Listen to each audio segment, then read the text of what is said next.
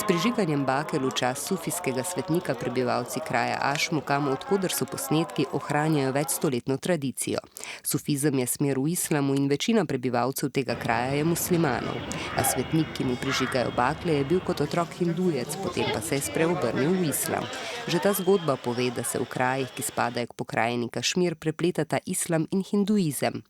Leta 1947 se je ozemlje osamosvojilo od britanskih kolonialistov in takrat so se lahko lokalni voditelji sami odločili, ali se bodo priključili novo nastali državi Indiji, kjer živi več hindujcev, ali Pakistanu, kjer je več muslimanov.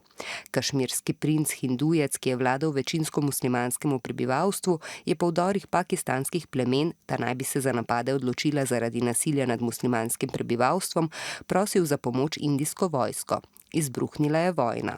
Indija je zasedla osrednji in južni del Kašmirja, Pakistan sever in zahod, Kitajska nato vzhod. Meje se do danes niso bistveno spremenile. Tako Indija kot Pakistan pa trdita, da celotno območje, kjer živi približno 17 milijonov ljudi, pripada prav njihovi državi.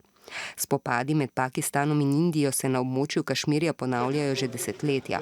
Prav tako se muslimanski prebivalci v delu Kašmirja, ki ga nadzoruje Indija, temu pogosto upirajo s protesti in nasiljem. Pri tem jih je podpiral Pakistan.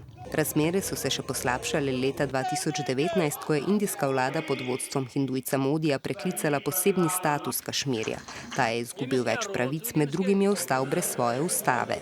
Torej, Kašmir je območje med večinsko muslimanskim Pakistanom in večinsko hindujsko Indijo, ki si ga lastita obe državi. Spopadi zaradi tega pa se vlečejo že desetletja.